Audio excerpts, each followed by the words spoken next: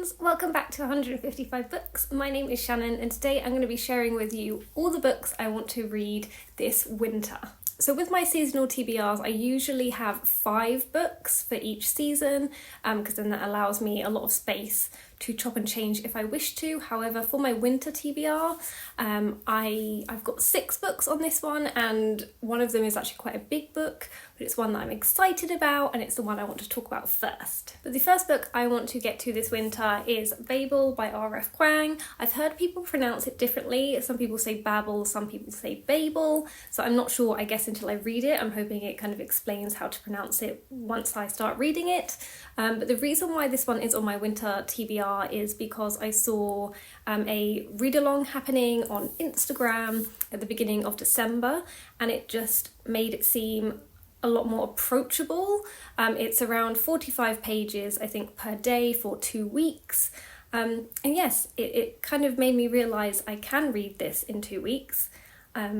Because the size has been putting me off for a really long time, and that's why I haven't got around to reading it yet. And it does feel like it's a big, chunky, warm, cozy winter read. And obviously I've heard nothing but amazing things about it, and I cannot wait to get around to reading it. I am going to read the blurb to you because, again, I don't know a lot about this. So we're going to read the blurb together. An act of translation is always an act of betrayal. Oxford, 1836, the city of dreaming spires. It is the centre of all knowledge and progress in the world, and at its heart is Babel, Oxford University's prestigious Royal Institute of Translation, the tower from which all the powers of the empire flows. Orphaned in Canton and brought to England by a mysterious guardian, Robin Swift thought Babel a paradise until it became a prison.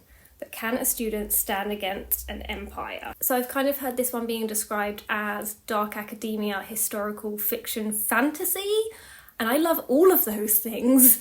And I think the blurb kind of gives you that kind of feel. So yeah, really excited to finally get around to reading this one. The next book on my list is Winter by Ali Smith. As some of you may have seen, Autumn by Ali Smith was on my autumn TBR, and I actually got round to finish reading it, and that is because of the amazing Aoife from Pretty Purple Polka Dots and Amelia from Amelia Barlow Books, because we are buddy reading the entire quartet. We really enjoyed the first one, and I'm even more excited going into the next one, which is Winter, because this one sounds as though it's kind of set across maybe an evening or a week or a couple of days. Over Christmas, and it's in a big house, so it's going to be festive, and it's going to have that like maybe big, rich, expensive Christmas, but also probably family drama aspect. I'm not sure. Like I say, Autumn was really interesting. I got a lot out of it, and it was very different, I think, to what I was expecting it to be, but it was also very readable. But that's got me even more excited about continuing with this quartet.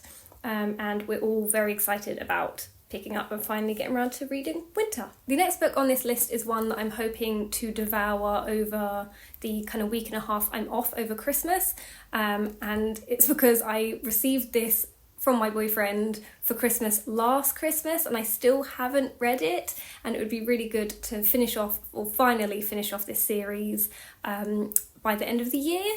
But the book I'm talking about is Death Note Volume 6.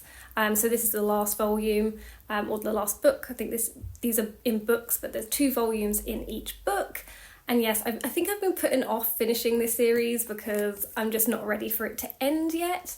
And the story just like evolves quite a lot with each volume you read. So it's going to be really interesting to see how this story actually ends and how it all ties up.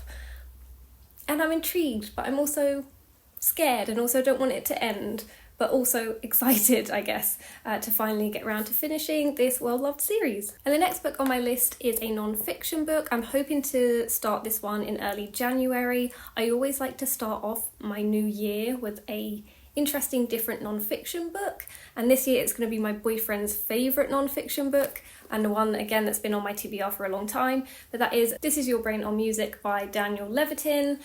Yes, I'm excited to finally get around to reading this. I have got the audiobook, so I will be listening to it on audiobook, but this one supposedly is about exploring the relationship between music and the human brain, and David Levitin is a neuroscientist, which I did not know, that's interesting. And he explains how humans experience music and why it's essential to our lives. And obviously, like any human being, I absolutely adore music as well, but I'm excited to see like the science behind it, like hear and read about the science behind it. It's going to be super interesting. So yes, I cannot wait to get around to reading this one. The second to last book on my list is Days of Blood and Starlight by Laini Taylor. The reason why I put this one on my winter TBR is because I've literally only got this much left to finish my reread of this.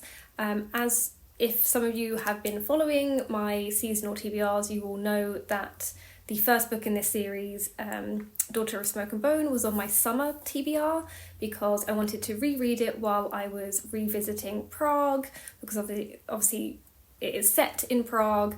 I love this series so much and I love Prague, and it's one of the best things I have ever done. Rereading this series in Prague was just magical. So obviously when I came back home, I stopped reading because it didn't feel magical anymore, but I still of course want to finish off rereading this second book. I don't think I'm going to carry on by rereading the third book in the series because it's really long and I want to prioritise some other books, but I do want to finish off my reread of this one, and I've only got like 150 pages left, so I can easily do that. And again, it's a fantasy book, and fantasy for me is very wintry, so I'm very excited to finally carve out the time to just sit and devour the last 150 pages of this. And last but not least, I always like to add a little short book on my seasonal TBRs, and for winter I have chosen At Night All Blood is Black by David Diop, and I've had this one again on my TBR for a really long time. It's another historical fiction book. Again, winter kind of screams historical fiction for me. I have heard that this is very violent, but it was also the winner of the International Booker Prize in 2021. I saw it all over Instagram. It's got really short chapters, and yeah, I'm just hoping I can speed through this and reignite my love for historical fiction, because it's something that I say I really enjoy but I haven't been reading a lot of. And I'm hoping to read this one, or start reading this one, sooner rather than later. So those are all of the books I want to read this winter, and as you can see, something that I also like to do with my seasonal TBRs is colour coordinate them, and this winter they have like very pleasingly turned out to be black and white or light blue coloured spines, and it's just making me very, very happy. Yes, we love an aesthetic. But yes, those are all the books that I want to read this winter. Please let me know in the comments down below if you've either read any of these and what your thoughts were on them, or what book you are really looking forward to reading this winter. Thank you guys so much for watching, and I'll see you soon in my next video. Bye!